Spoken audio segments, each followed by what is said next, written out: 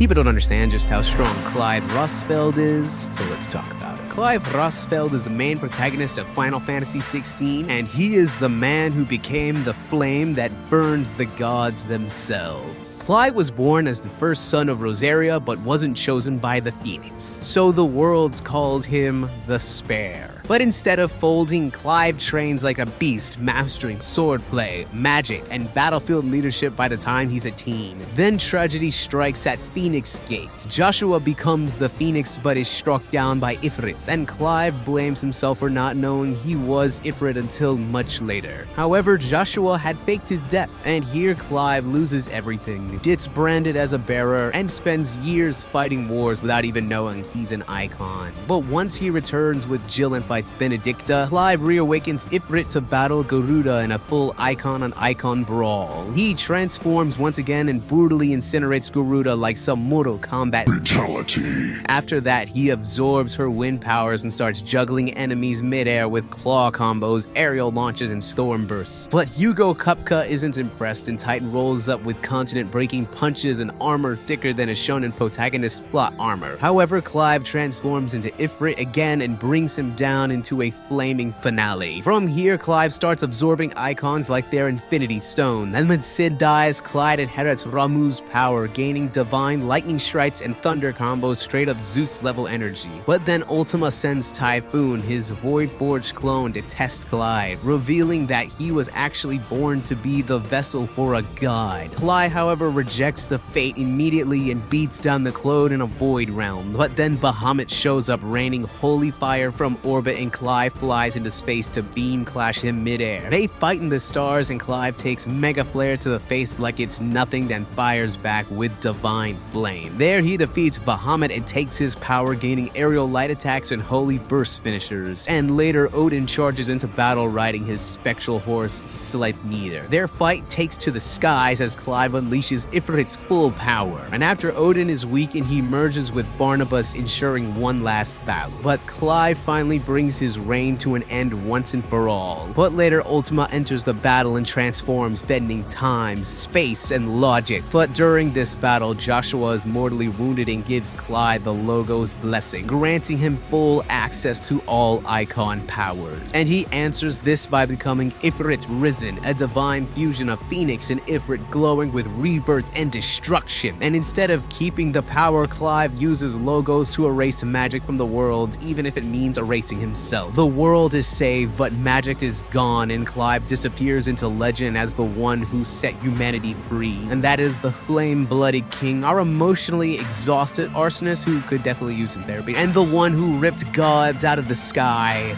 Clive. Comment down below who or what you want me to talk about next, and feel free to give this video a like, feel free to give your boy a follow, and I'll talk to you later. Hope you have a nice day, and peace.